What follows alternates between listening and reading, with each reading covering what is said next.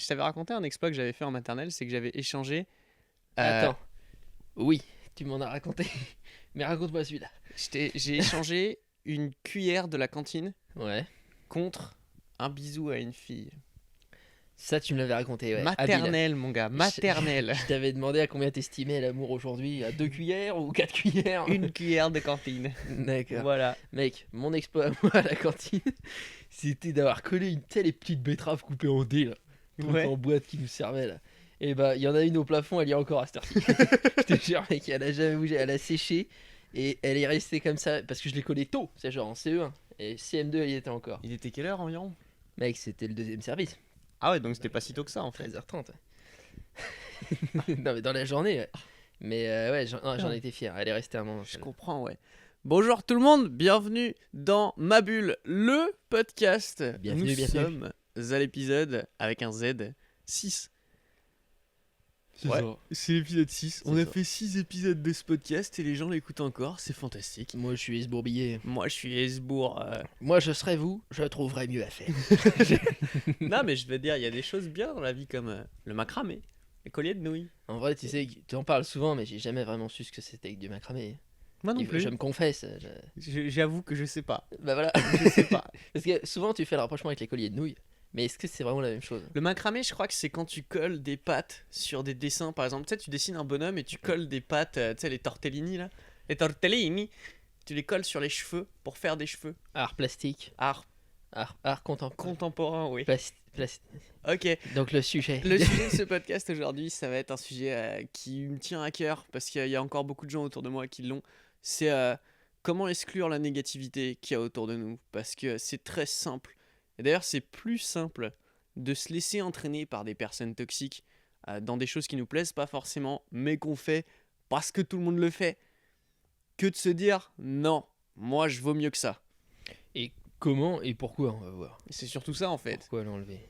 Et bah pourquoi c'est assez simple, hein, c'est que tu te dis quelque chose de toxique c'est censé te tuer. C'est-à-dire que si tu te fais piquer par quelque chose de venimeux, tu meurs. Mm. Par contre, si tu te fais pas piquer par quelque chose de venimeux, tu meurs pas.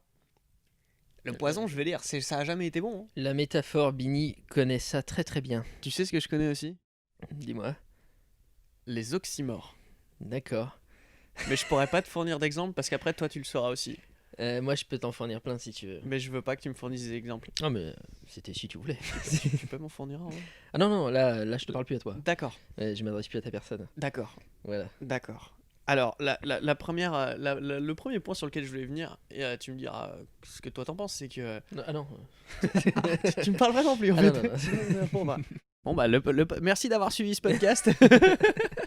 Non, il y a un truc qui m'a énormément affecté pendant plusieurs années de ma vie, moi. C'est là-dessus que je voulais commencer. C'est que c'est très dur, et moi ça a été très dur, et encore aujourd'hui ça l'est, de dire non à quelque chose. C'est-à-dire que il y a des fois où je me retrouve dans 3 situations différentes, donc invité par exemple par 3 groupes de personnes, parce que j'ai dit oui à tout le monde, tu vois. Quoi. Non Mec, mais j'ai jamais été invité par 3 groupes de personnes. quand en je dis même 3 temps. groupes de personnes, c'est 3 personnes singulières. Ouais, Mais à la même soirée. à la même soirée. Mais Là, je genre, comprends mieux. tu sais, ça m'est déjà arrivé de me dire, genre, quelqu'un m'invite à son anniversaire, par exemple, on va dire le 28 octobre, Mhm. et il m'invite. Ça, ce serait ma grand-mère, puisqu'elle est née le 28 octobre. Joyeux anniversaire à ta grand-mère. Non, mais on n'est pas le. Mais pour actuellement. l'année dernière, j'ai un peu de retard. D'accord, Voilà. je transmettrai. Non, mais en gros, ça m'est déjà arrivé de me faire inviter à une soirée par quelqu'un, Mhm.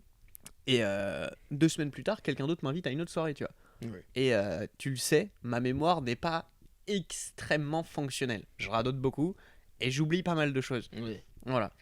Et donc ça m'est déjà arrivé de dire oui à une autre personne, et une troisième personne m'invite par exemple, et je sais très bien que j'ai été invité à une soirée, mais je dis oui quand même, je me dis ça va passer, tu vois, c'est bien. Et le fait de pas avoir dire non à l'une ou l'autre par peur de blesser cette personne, en mode non je peux pas, j'ai déjà quelque chose, ça m'a foutu moi dans la merde, dans des positions super inconfortables. Alors attends. Donc les soirées étaient au même soir. Oui, ou à un jour de différence avec la non-possibilité, tu vois. S'il y en a une à Marseille le 28 et il y en a une à Paris le 29, D'accord. En fait, t'as du mal à dire oui à l'une et tu te sens obligé de dire oui à Bah, l'autre c'est parce qu'en qu'elle va fait, se dire et moi alors. c'est surtout que je sais pas dire non. J'ai encore aujourd'hui beaucoup de mal à dire non aux Ouais. gens. Parce que je me dis, si je dis non à quelqu'un, il va me faire la gueule et on sera plus amis. D'accord. Ouais. Alors que non, pas du tout en fait. C'est pas du tout ça. Mais c'est très compliqué. Et c'est quelque chose qui, aujourd'hui, je le vois, me pèse assez souvent. Parce que si quelqu'un me propose un truc, je vais dire ouais, grave. Ouais. Alors que non. Il faudrait que je puisse dire non, tu vois. Mais moi, t'arrives à me dire non, ça va. Ouais, parce qu'on a l'habitude de travailler ensemble. Ouais. C'est différent. Parce que, par exemple, si quelqu'un me propose demain un contrat, j'en sais rien, de 4 jours de shooting pour 300 balles, je vais dire grave, vas-y, chaud. Alors que non. Je l'entends dans ta voix quand tu réponds à ces gens-là Ouais. et que tu fais ouais, ouais. En fait, je comprends pas trop pourquoi tu me demandes à moi. Tu sors des trucs, genre, tu sais pas trop comment dire. Non, j'ai pas envie. C'est complexe en même temps, Ouais. c'est complexe. Et j'ai un exemple tout bidon, mais c'est. J'avais une amie qui était en soirée. Et elle voulait partir de la soirée. Et c'était elle qui conduisait. Et sa pote dormait chez elle. Donc en gros, c'était elle, en gros, le capitaine de soirée, si tu veux. Sam. Et elle va dire à son ami, vas-y, bah moi j'ai envie d'y aller. Il est tard, on a profité, ça y est, on y va. Mhm. Et sa pote lui dit non, attends 5 minutes. Mhm. Donc sa pote dit ok. Et tu vois le truc, ça a duré une demi-heure. Ouais. Et je lui dis, mais c'est toi qui décides. Alors si tu veux te barrer, tu te barres, tu vois. Ah bah ça, tu Elle le dit sais, non, moi je me barre. Ah oui, mais moi je serais parti avant même qu'elle dise. Elle me dit, attends 5 minutes. Je dis, bah toi t'attends 5 minutes si tu veux. Mais moi Ouais. ça me fait chier. Et quel est le lien que tu fais entre ces histoires-là où tu as eu du mal à dire non, et qui t'arrive peut-être encore aujourd'hui donc, et l'exclusion de la négativité qui est autour de toi? Bah une fois que t'as appris à dire oui, et une fois que les gens ont compris que tu disais pas non, ça va être très simple pour eux de venir profiter de cette faiblesse-là. D'accord. Et c'est quelque chose qui te met dans une sorte de. Je sais pas comment le dire, un statut d'infériorité par rapport à eux. Je sais pas si c'est vraiment le bon terme. Parce que, à partir du moment où les gens comprennent que tu dis oui à tout, ils vont en profiter. Mhm. Je vais dire, désolé pour l'humanité, je m'excuse envers la terre entière, mais l'humanité est comme ça. C'est aussi simple que ça. Ouais. Et ne pas savoir dire non, ça va t'entraîner dans des situations où les gens vont profiter de toi et tu vas automatiquement t'entourer de personnes toxiques autour de toi. Ça, tu vas attirer à toi ces personnes-là. Mais ça rejoint un précepte que je prêche constamment, qui est d'être 100% authentique tout le temps. Mm. Vous dites ce que vous avez dedans, merde. Ouais. C'est simple, quoi. L'authenticité va chasser Mm. les personnes qui vous seront toxiques. C'est À moins que sûr. vous le soyez vous-même. C'est Ça- une question qu'il faut se remettre en cause, mais c'est assez simple à voir si c'est toxique pour quelqu'un ou pas. C'est est-ce que ce que tu fais apporte du bien autour de toi ou pas. Si tu considères que t'aurais peut-être pu mieux agir sur celle-là, bah ouais, c'est que frère, il y a un truc qu'il faut changer, tu vois. Mais c'est sûr que à partir du moment où t'es honnête envers les gens, déjà tu vas éliminer pas mal de personnes autour de toi. Ce serait le conseil numéro 1 en fait. Ouais. Authenticité maximale, même quand vous êtes face à une situation où vous dites tiens là c'est dur à dire ce que j'ai à dire, Mm. mais j'ai un truc à dire. Faut apprendre à les reconnaître. Moi ça j'ai bien appris à les reconnaître et j'y arrive pas encore tout le temps. Disons que des fois je mets un délai. Je suis généralement très authentique, mais parfois ça peut me prendre quelques heures. Mm. On l'a vécu ensemble, des fois je Ouais. te dis pas tout de suite le problème. Nous on attend, La réunion. on a une réunion avec Bini, on se réunit toutes les semaines et on discute de ce qui va, de ce qui va pas quoi. C'est brutal. c'est C'est dur. pas censé forcément être brutal. Mais j'ai remarqué que même quand on se dit des choses qui ne vont pas, qui sont pas forcément faciles à entendre, on se sent, toi comme moi, vraiment mieux après quoi. Ça aide Se grandement crever l'abcès, notre, quoi. C'est comme quand t'as un petit bouton blanc là. T'es mieux une fois que tu l'as éclaté. Ouais, c'est ça. Après, tu passes la crème. Oui. Voilà, la métaphore peut continuer longtemps. Tu te masses le visage, tu... Mais c'est sûr qu'il y a. Les gens ont peur de dire les choses aux autres, dans le sens où ils se disent que ça va la blesser et que cette personne ne voudra plus jamais lui parler. Mais on a peur de perdre. ouais, mais Ouais. c'est simple, c'est que si la personne se barre parce que t'as été honnête avec elle, c'est qu'elle déjà de base elle avait rien à faire dans ta vie. C'est aussi simple que ça.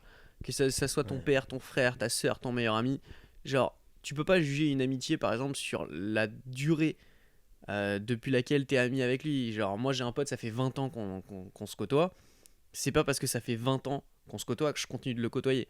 Je continue de le côtoyer parce que on est honnête l'un envers l'autre et l'un comme l'autre nous soulevons vers le haut. C'est Mhm. genre, même si ça faisait 2 jours, Ouais, j'en ai rien à foutre, tu vois. on est amis avec les gens pour ce qu'ils sont dans le présent. On se doit pas quelque chose parce qu'il y a eu. Enfin, si on pense qu'on se le doit, c'est un IA problème en fait. Ouais, mais il y a des gens qui pensent comme ça en fait. Il y a Bien des gens sûr. qui se disent, moi je veux pas. C'est comme une relation toxique dans un couple. Quelqu'un se dit, je veux pas arrêter ma relation parce que je suis bien dans ma routine, tu vois. Et ils ont peur de de briser cette routine mauvaise pour eux en se disant vas-y, je vais souffrir pendant un an, certes, mais je vais en éviter 10 derrière.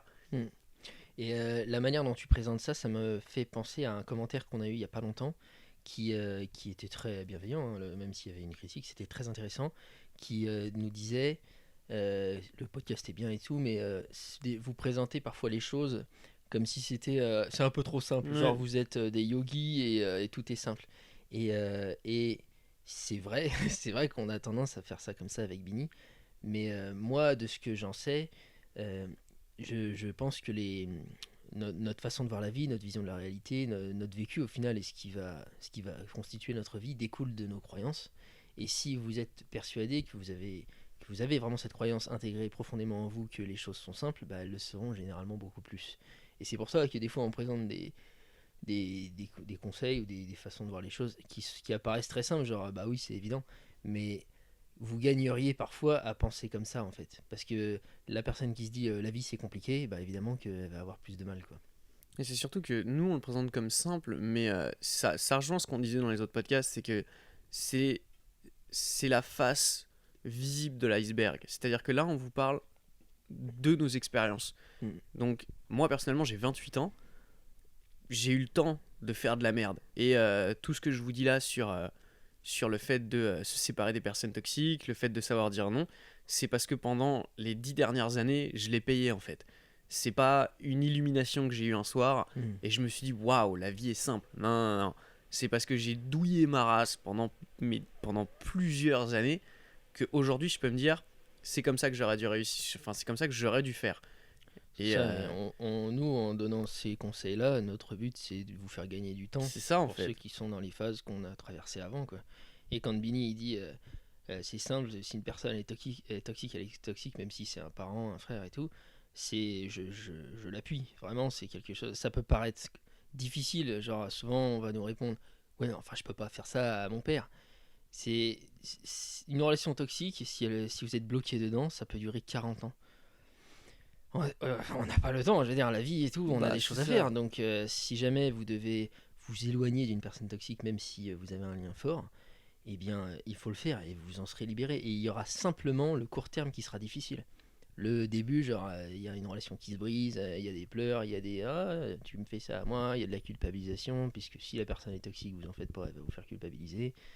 Mais ce sera un petit temps. Et après, vous serez libre. C'est sûr, là je m'adresse surtout aux auditeurs qui ont plus de 25 ans, on va dire. Est-ce que sur tous ces auditeurs, vous vous souvenez d'une personne que vous avez envoyé chier quand vous aviez 12 ans, par exemple? Est-ce que vous vous en souvenez de une seule? Parce que moi, personnellement, hein, absolument pas. Ouais, moi non plus. Je me souviens des gens qui m'ont aidé. Je Mm. me souviens de petites anecdotes où, ouais, bien sûr, je me souviens de quand je me suis pété la gueule et que j'avais 8 ans, tu vois. Mais à aucun moment je me souviens, ne serait-ce que du visage d'une personne qui m'avait dit, par exemple, quand j'étais en sixième, euh, que j'étais moche, que j'étais petit ou qui m'avait rabaissé. Je me souviens de personne, de toutes ces personnes-là que j'ai éliminées de ma vie, je me souviens de personne. Et je me rappelle que sur le coup, c'était une épreuve insurmontable. Quand j'étais en sixième, me dire non, j'ai pas envie de me faire harceler, non, j'ai pas envie de me faire racketter, c'était quelque chose d'insurmontable pour moi. Ouais. Et aujourd'hui, enfin, je veux dire, aujourd'hui, c'est futile. C'est quelque chose qui n'existe même plus dans ma vie. Et c'est exactement pareil pour tout le reste. C'est-à-dire que refuser quelque chose de mauvais pour soi, c'est quelque chose qui paraît insurmontable sur le coup, mais qui, sur le long terme, c'est rien. Même pas une portion de votre vie. Ça ne fera même pas partie du reste de votre vie. Et c'est ça, en fait, qu'il faut réussir à comprendre. C'est que les gens basent leurs émotions et ce qu'ils veulent faire sur le court terme. Et ils surestiment ce qu'ils peuvent faire sur le court terme.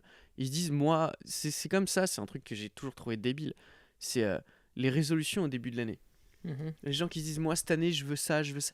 Mais arrête de faire ça et dis, moi, sur les 10 prochaines années, je veux ça. Et là, tu vas voir que ça va être bien. Là, tu vas réussir à les faire. Mais sur un an, personne n'a jamais réussi à rien faire. À la limite, tu peux te mettre au sport et arrêter de fumer, tu vois. Ok, super. Mais un an pour arrêter de fumer, si t'en as fumé 6 derrière, bah c'est rien aussi, tu vois. Et il faut commencer plus à visualiser ce qu'on peut faire sur le long terme que sur le court terme. parce que il y a beaucoup plus de positifs à en tirer.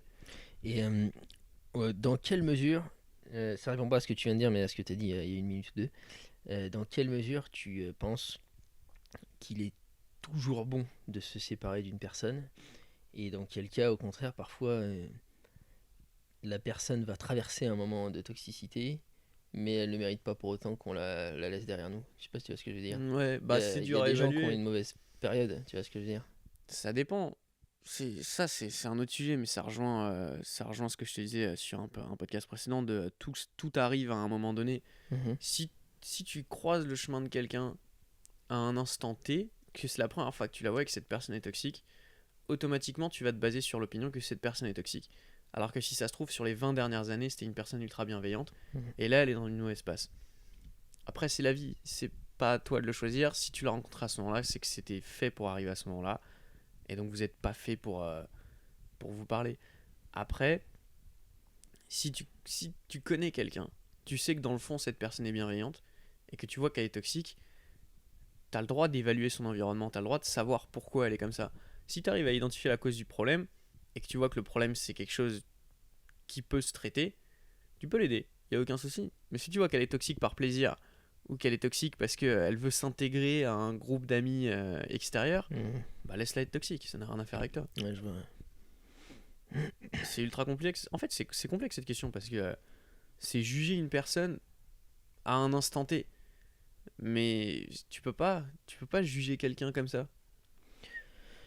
Ouais, non, mais je dis ça parce que je trouvais important de pondérer la notion qu'on est en train de donner, qui est que parfois on voit sur internet ce conseil-là qu'on vous donne aussi, qui est d'éliminer les gens négatifs, par exemple, euh, et il y a rien d'autre qui est donné, tu vois. Mm. Et en fait, il existe aussi des cas particuliers, et vous ne devez pas tourner le dos forcément à tout le monde. Parce qu'il y a des gens qui traversent un moment où ils vont être négatifs. Je dis ça parce que c'est mon cas. Moi, ça m'arrive d'être assez négatif.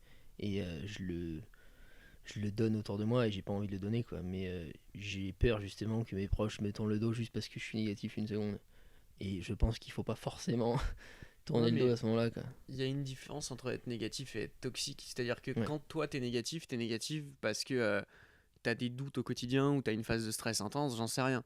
Mais en aucun cas t'es toxique. Genre quand t'es négatif, tu viens pas me dire que mon travail c'est de la merde. Ouais, Et c'est vrai. c'est une très grosse différence aussi, c'est que quelqu'un de toxique, c'est quelqu'un qui va te rabaisser pour elle s'élever. Et Donc c'est pour ça que c'est important la notion de toxicité et de justement de pas voir du toxique partout. ouais, bien sûr. J'ai l'impression que dans l'air du temps, avec les dénonciations non-stop sur les réseaux sociaux et tout le monde crie au loup, tu Mm. sais. Des fois, c'est tout de suite oh, le pervers narcissique, tu vois. C'est devenu facile Voilà, d'accuser en c'est fait. ça, c'est devenu facile et c'est important de replacer le curseur au milieu. C'est ça que je veux dire en fait, je pense. Bah ouais, une personne négative n'est pas une personne toxique. Et vice versa. Pour moi, une personne toxique n'est pas forcément une personne négative. C'est-à-dire que j'ai eu, quand j'étais au collège et au lycée, surtout au lycée, j'avais un ami que aujourd'hui je considère comme une des personnes qui a été les plus toxiques pour moi. Et je vais y venir. C'est que quand on était au lycée, on se fréquentait beaucoup et tout, et elle me voulait du bien en fait. C'est ça qui était incroyable, c'est que cette personne me voulait du bien, et entre guillemets, elle me tirait vers le haut. Mm. Mais à partir du moment où elle était avec d'autres personnes, en fait, son opinion sur moi changeait du tout au tout. C'est-à-dire qu'avec moi, c'était une personne, et avec les autres, c'était une autre personne. Et alors, je sais pas si ça peut être qualifié de sociopathe, j'en sais rien. Et je me rappellerai toujours, quand j'étais en seconde, j'avais extrêmement peu confiance en moi, et c'était compliqué, tu vois, j'étais pas forcément beau, j'étais un petit gringalet, enfin, tu sais, t'es dans ta puberté, tu vas glow up, mais t'y es pas encore. T'es dans ta puberté, moi dans ma jalousie. Et je me rappelle, j'avais réussi, après une soirée, un peu arrosée, à conclure avec une fille. À Et conclure. je lui avais fait des bisous et tout, mon gars. Oh là là. En seconde, à mon époque, c'était un délire, mais c'était fantastique. À Ouais. 16 ans, réussir à embrasser une fille, mon gars, t'es le roi du lycée. Et sauf que cette fille-là, moi, elle me plaisait, Mhm. mais elle plaisait pas à mes potes.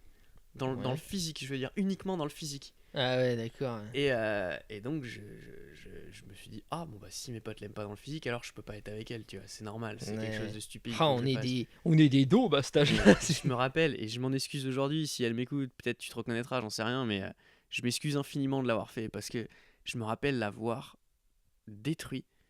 Ah ouais. Et les gens Genre, disaient. tu lui as dit quoi?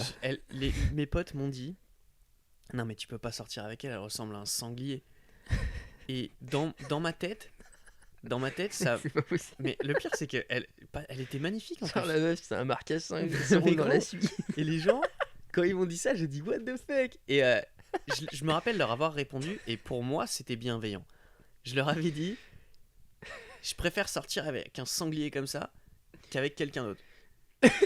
Mais dans ma tête, ça partait d'un bon sentiment, tu vois. Je me suis dit non, mais vas-y, c'est bien, ça lui fait un C'est petit coup. peut-être un sanglier, mais je l'aime. Mais non, mais c'était ça, tu vois. Et elle l'a super mal pris. Et Bah oui, oui, j'imagine. tout le monde peut l'imaginer. Et je m'en excuse infiniment. On t'appellera Sylviane. Sanglier. Mais c'était horrible. Et Les êtres humains, ils sont créatifs dans la punchline. non, mais attends, c'est pas fini. Et donc, ce fameux ami qui était mien à l'époque, un jour, je me baladais avec mon meilleur pote, donc Mathieu, enfin, tu vois peut-être qui c'est. Et on parlait et tout. Et on allait rejoindre ce fameux ami. On va l'appeler Bob. Comme ça, ce sera plus simple. Et Bob, il me fait. Enfin, il me fait. Pas à moi d'ailleurs, il me fait à un autre pote à moi. Il me dit ah non, mais Vincent, il est vraiment trop con. Il aurait dû sortir avec elle et se contenter de ce qu'il peut avoir. Ah oui, tu m'avais raconté ça. Et, Ah putain. et je me suis dit pardon. Attends, j'ai mal compris le fond de ta phrase là. Et donc je vais le voir et je lui dis mec. Vincent c'est Bini pour ceux qui. Ah ouais, Vincent c'est moi, pour les gens qui ne savent pas. Et les gens, et je lui fais mec, ça veut dire quoi en fait ce que t'as dit? Comment ça je devrais me contenter de ce que je peux avoir? Il me dit non, mais c'est pas ce que j'ai dit. Tu lui as sorti un y'a quoi là? Et je lui ai dit attends, mais explique-toi, on peut parler entre hommes tranquillement, je vais pas te péter la gueule, tu vois. Ouais. Et il me dit bah ouais, franchement, mec, tu devrais vraiment te contenter de ce que tu peux avoir. Tu sais que tu joues sur des filles qui sont hors de ta ligue, donc tu devrais peut-être te contenter de ce que tu peux pécho. D'accord. Et je me suis dit d'accord, bah écoute, ouais grave. Et il a jamais voulu vraiment admettre tous ses propos. Ouais. Jamais. Et aujourd'hui, quand on en reparle, il me disait que c'était pas du tout ce qu'il voulait dire. Et il m'en a fait plein des coups comme ça. Ouais. Et donc, avec moi, il était bien, il était sympa, il était honnête. Et enfin, honnête, non, pas du tout d'ailleurs, mais il était sympa. Mais dès que j'étais plus là, il crachait dans mon dos.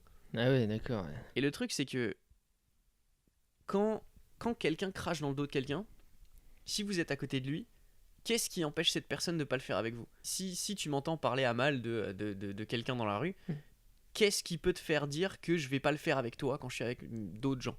Ouais, c'est ça. Et pour moi, cette personne a été peut-être la personne la plus toxique de ma vie parce que elle m'a complètement brisé mon ego. Enfin, mon ego non, mais ma confiance en moi. Ouais. Et je me suis. Genre, moi j'étais attaché à lui parce que c'était un bon pote, ça faisait genre 3-4 ans qu'on se connaissait, tu vois. Mais je voulais pas admettre que ça servait à rien d'être pote avec lui. Et c'est un délire. C'est ce que j'avais touché deux mots dans un autre podcast sur mon ancien meilleur ami. Tu sais. J'avais tous les éléments devant moi, c'est-à-dire que, comme tu l'as dit là, il était très mesquin avec les autres, avec moi, auprès de moi. C'est-à-dire que moi je pouvais rire avec lui en crachant sur le dos des autres. Moi c'était pas trop mon truc, mais je rentrais quand même dans son délire, tu vois. Donc je devenais aussi un peu toxique, quoi. Mais en fait, un jour il s'est mis à me trahir moi, quoi, tu vois. Bah, c'est ça. Parce que c'était évident. Mais j'aurais dû m'en séparer plus tôt, quoi. Et c'est un délire, mais identifier une personne toxique, c'est pas simple. Parce que pour identifier quelqu'un de toxique, t'es obligé d'avoir une relation avec cette personne, je pense. C'est-à-dire que tu t'es obligé de te lier d'amitié ou d'amour, peu importe, pour te rendre compte que quelqu'un est toxique pour toi. Ouais. Parce que tu peux pas au premier abord te balader dans la rue et dire non, lui c'est un connard. Bah, en vrai, moi je trouve pas ça si dur. Moi je vois deux méthodes assez faciles à mettre en place pour identifier quelqu'un de toxique. La première, ça va être d'apprendre beaucoup plus à écouter votre ressenti. Donc quand vous êtes avec quelqu'un et qui vous sentez placé dans un porte-à-faux, c'est-à-dire ah ouais mais là par exemple il me met dans un dilemme, genre je dois prendre une décision, je vais blesser quelqu'un forcément à cause de cette personne, ou il vous fait vous sentir mal tout simplement, il vous fait remettre en cause des compétences, des traits de personnalité que vous pensiez avoir. Et bah faites attention à ça. C'est un peu évident mais voilà quoi. Apprenez à vous écouter, et si une personne vous fait vous sentir mal, ça n'est pas normal. elle n'a pas le droit sur votre état d'être comme ça. Et la deuxième, c'est de lire quelques bouquins. Tout simplement, Mm. tu te renseignes sur les personnalités toxiques, les différents traits des personnalités perverses narcissiques, des choses comme ça. Et en fait, il y a des choses très faciles à capter, hein. Genre la culpabilisation, voilà, c'est tout simple, mais c'est des trucs que tu peux les repérer facilement, quoi. Ah, il me Mm. fait culpabiliser, putain, voilà, c'est pas normal. Alors, si vous, au fond de vous, vous pensiez n'avoir rien fait de mal, Et ça rejoint un point que je voulais aborder du coup là, sur ce sujet, c'est que faut pas avoir peur justement d'accepter ses émotions. Dans le sens où si tu te dis cette personne me rend coupable, t'as pas à le cacher ou à te dire non, j'ai pas le droit de ressentir ça. Tu l'acceptes, ok, tu le vois que ça se passe comme ça, et, et plus vite tu vas accepter tes émotions, qu'elles soient négatives, positives, tristes, ce que tu veux, plus vite ça va aller mieux en général. Parce que le fait de dire non, mais je suis heureux, non, big deal. Déjà, si tu dois le dire, c'est que tu ne l'es pas généralement. Enfin, moi, j'ai jamais connu quelqu'un d'heureux me dire non, non, mais je te promets que je suis heureux. Ok, mais t'as rien à me prouver. Donc, de base, pourquoi tu me le dis? Et j'entends très peu de gens me dire, par exemple, non, ça va pas. Et c'est un effet bizarre. Tu te rappelles quand pendant le Vegan Bulk, donc le projet qu'on avait fait avec toi, on avait pas mal bougé. Et on était allé vers Lyon. Et on avait rencontré quelqu'un là-bas. Et je me rappelle, ça m'avait subjugué. C'est-à-dire que je lui serre la main. Il me fait yo, ça va? Je dis ouais. Et toi? Il me dit non. Et j'ai dit ah. Et, rupture de pattern, un peu ça. ouais, et je lui ai dit tu veux en parler quelque chose? Il me fait non, c'est juste que ça va pas, je vais en parler avec ma copine, mais toi je te connais pas, j'ai pas envie de t'en parler, tu vois. Mhm. Et je me suis dit ah, d'accord. Et au final, c'est lui qui a raison, parce qu'il est honnête avec lui-même, il est honnête avec moi, et je l'ai pas mal pris, je l'ai même très bien pris qu'il soit comme ça. Mais ça fait extrêmement bizarre de voir quelqu'un s'accepter comme ça. Et c'est chelou. Hmm. Et ça m'arrive souvent avec toi d'ailleurs, parce que des fois le matin je me réveille, je vais voir Blouson, je dis yo mec, t'as bien dormi? Il me dit non, pas du tout. Je dis ah, tu veux en parler? Non, ça va, bon bah d'accord. Bah, voilà, c'est tout, tu vois. Le problème, c'est que c'est pour ça que j'ai dit c'est une rupture de pattern. C'est que maintenant, en France, le ça va veut dire bonjour. Donc on n'est plus trop habitué à y répondre vraiment. On peut pas forcément en vouloir à ceux qui disent ouais, juste comme ça, quoi.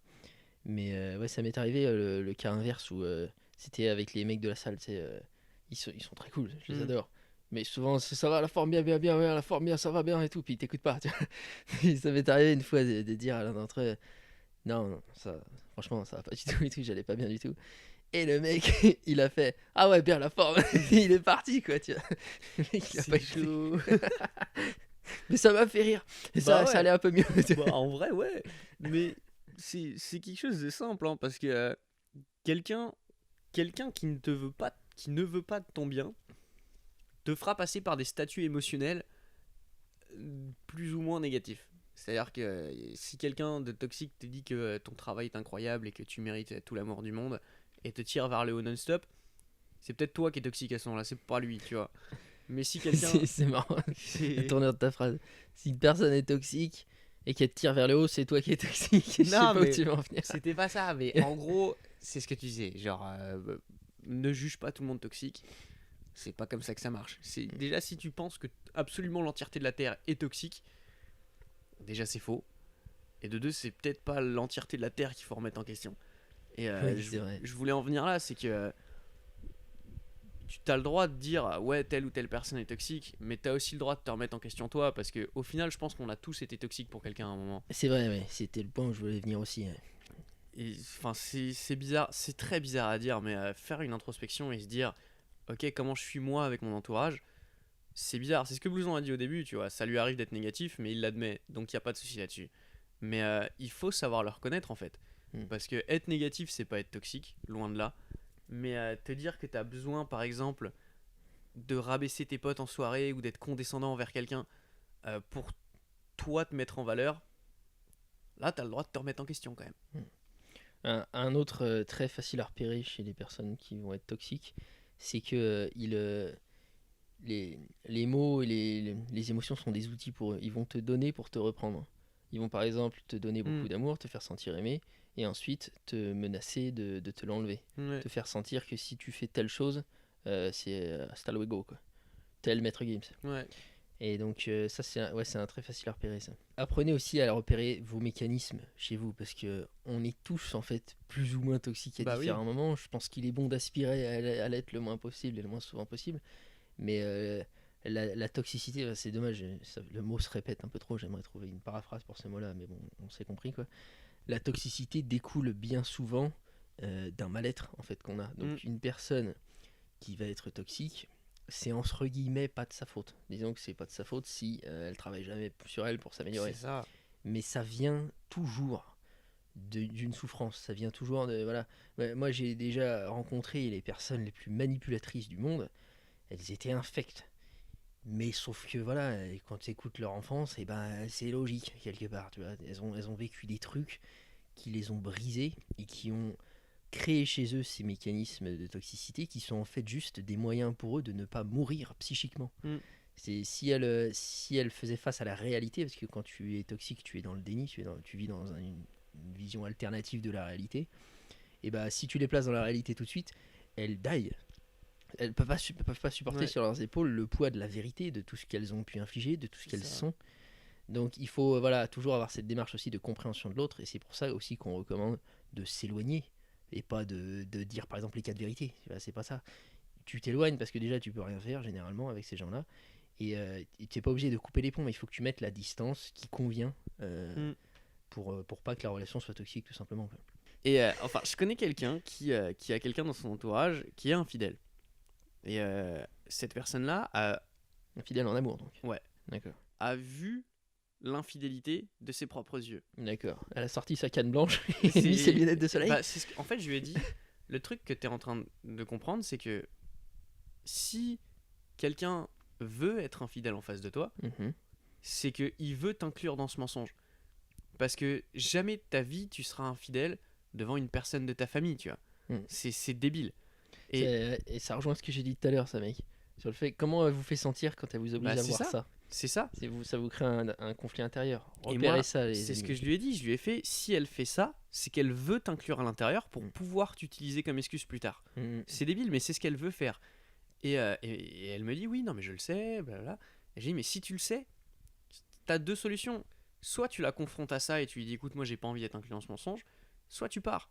Mais à aucun moment, c'est à elle de t'obliger à ressentir les émotions qu'elle veut que tu ressentes.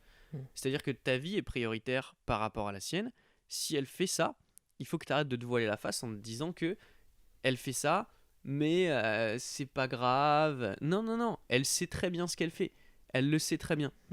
Et je me suis vu lui dire, et c'est là que je voulais en venir, je me suis vu lui dire, soit tu poses un ultimatum à cette personne, donc à cette personne de ta famille, soit c'est moi qui te pose un ultimatum, parce que je l'aime bien, tu vois, et je veux pas qu'elle souffre.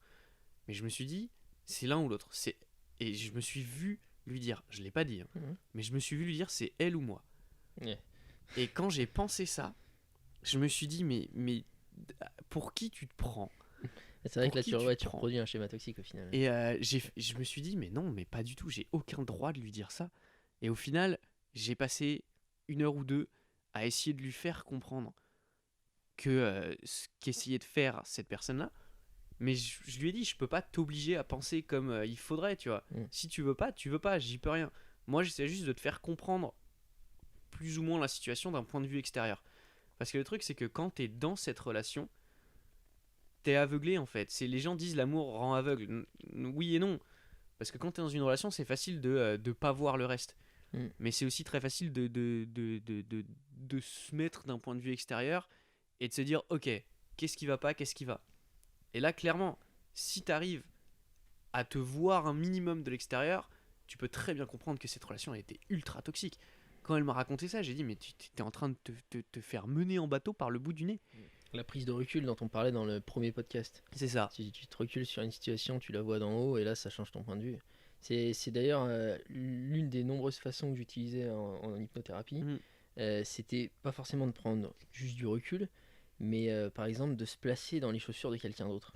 Genre tu regardes la situation et tu te dis comment Jésus regarderait, si par exemple c'est ton prophète, tu vois, comment Jésus regarderait cette situation, comment un tigre regarderait cette situation, comment mon meilleur ami regarderait cette situation.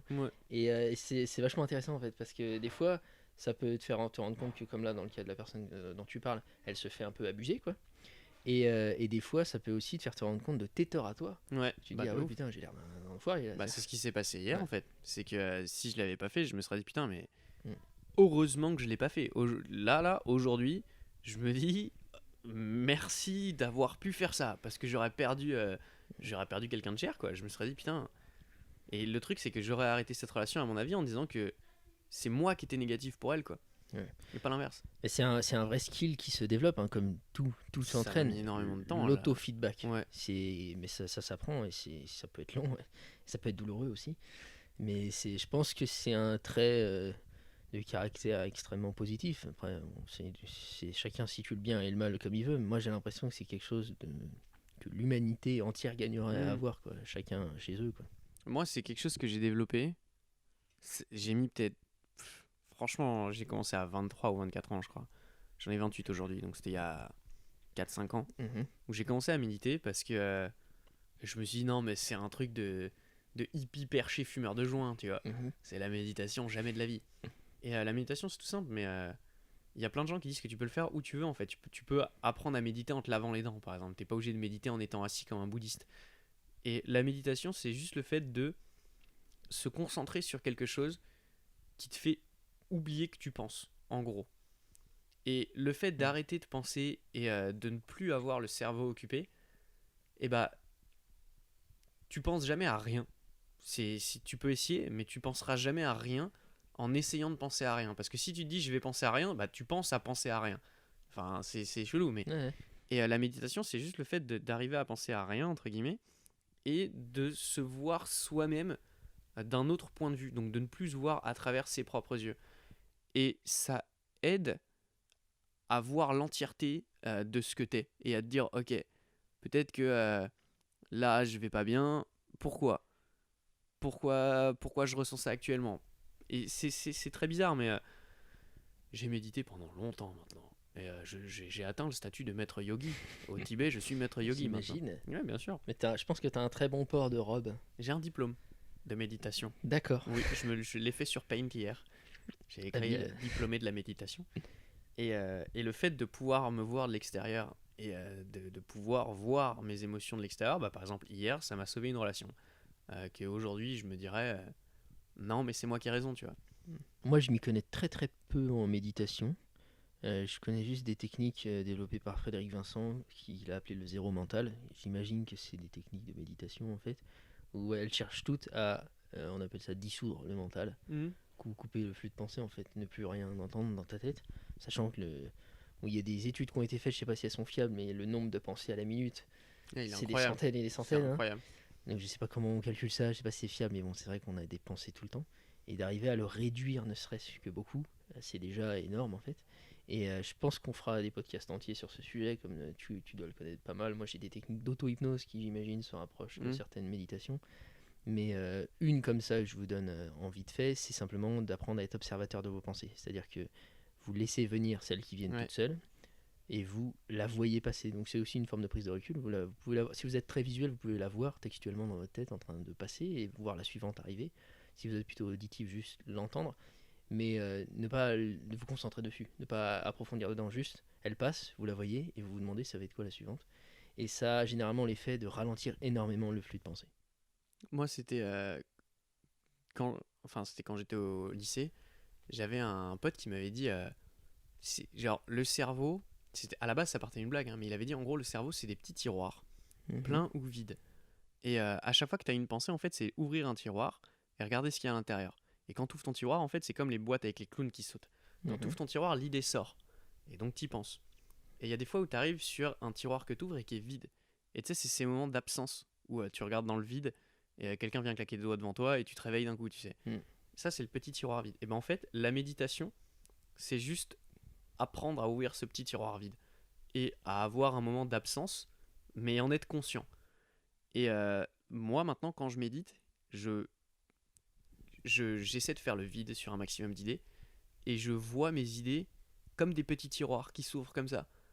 Et ça m'est arrivé une fois d'avoir un état de méditation assez intense et de voir plein de petits tiroirs ouverts avec plus rien qui sort. Mhm. Et c'est tout. C'était la vision que j'avais. Je me voyais de l'extérieur en train d'ouvrir des petits tiroirs. Et c'est assez apaisant. Ça calme vachement. Moi, ça m'arrive souvent le matin au réveil quand je somnole. Je découvre, alors c'est pas des tiroirs, mais c'est le même esprit que ce que tu viens de dire. Par exemple, j'ouvre un cahier, tu sais, et je découvre ce qu'il y a dedans. Mm. Et c'est trop bizarre parce que tu sais, c'est un demi-sommeil, donc t'as conscience d'être en train de rêver, tu sais que tu es toi et tout Comme ça. dans les siestes. Mais tu découvres quand même ce qu'il y a écrit alors que c'est ton Ouais. cerveau. Mais t'as l'impression de le découvrir comme si c'était quelqu'un C'est d'autre. grave chelou ça. Et c'est grave intéressant. j'aime C'est bien. vachement bien, j'adore. Et c'est marrant la métaphore qu'il a utilisée. C'est un ami, t'as dit, je sais pas. Ouais, les c'était un tiroirs. pote à moi à l'époque. Et ben, ça me rappelle une séance que j'avais eue avec une personne qui voulait travailler sur sa mémoire. Et on avait travaillé sur les représentations mentales de la mémoire. Mhm. Et elle, c'était pas des tiroirs, c'était le foutoir. C'était, Un bordel. tu vois, dans Bruce Tout-Puissant, quand il devient un dieu et qu'il décide de mettre toutes les prières Ouais. sur des post-it, c'était ça. Ouais, c'est ça. Et donc je lui avais aidé à construire un espèce de palais mental différent, quoi. Et bon, je l'ai vu qu'une fois cette personne, donc je sais pas si ça l'a aidé, j'ai pas eu de retour, quoi. Mais bon, c'était l'une des méthodes que j'avais C'est ça. commencé à employer. Après, il y en a plein, hein, chacun Ouais. sa méthode. Ouais. Et ça dépend vraiment des gens. Moi, je sais que ça marche comme ça. Et je continue comme ça, puisque tant que ça marche, ça marche. Mm. Et peut-être que dans 5 ans, ça marchera plus, j'en sais rien. On verra bien. Ouais. Et voilà. Alors, le podcast sur YouTube va s'arrêter ici. Il va continuer sur Spotify, Deezer, Apple, enfin sur les plateformes audio. On va aborder encore un point que je voulais traiter, mais on va l'aborder uniquement sur l'audio pour rendre le podcast sur YouTube un petit peu plus court et que vous ayez plus de facilité à l'écouter. Je vous remercie infiniment de l'avoir écouté. C'est un soutien monumental que vous nous apportez, vous imaginez même pas, parce que c'est une bulle de bonheur en fait. Parce qu'on vous apporte des messages et vous les recevez à bras ouverts. Pour l'instant, il n'y a pas encore eu de personne m'ayant dit que c'était naze. Mais ça va pas tarder à Ça arriver. viendra, t'inquiète pas. J'imagine que ça va pas tarder. On a eu un dislike sur le premier podcast. Ça y est. Ouais, Ah, faut fêter ça. on a eu un Qu'est-ce que je hyper. te sers? Une eau. Oh. Donc voilà, merci à tous. On se rejoint sur les plateformes de streaming audio. Les liens sont dans la description. Merci à tous d'avoir écouté ça sur YouTube. Si ça vous a plu, n'hésitez pas à vous abonner. Envoyez-le par WhatsApp. Parce qu'il y a un bouton partagé par WhatsApp en dessous. Et envoyez-le à votre mamie. Si vous avez encore une mamie. Ou votre maman d'ailleurs. C'est C'est vrai aussi que bien. le mieux que vous puissiez faire pour nous aider, c'est le partage. Ouais. Et pas forcément en ligne, vous pouvez en parler simplement. Si ça vous a plu, que ça vous a aidé, parlez-en à un ami et que ça peut aider. C'est comme ce qu'on essaie de faire. On vous partage. Tu vois, c'est c'est ça. pareil. Et donc voilà, donc merci à tous d'avoir été sur YouTube, je vous fais des gros bisous, je vous dis à tout de suite sur les plateformes audio et je vous dis à mercredi prochain sur les plateformes visuelles, c'est-à-dire YouTube en fait, hein, c'est uniquement YouTube. À tout de suite. De 18 à 25 ans, j'ai pas décroché un seul diplôme, j'ai redoublé X fois, je me suis fait refuser par plusieurs écoles, mes diplômes ont été refusés, j'ai raté les études que je voulais faire, j'ai raté mes objectifs professionnels que je voulais faire sur l'année, j'ai eu un nombre d'échecs phénoménal.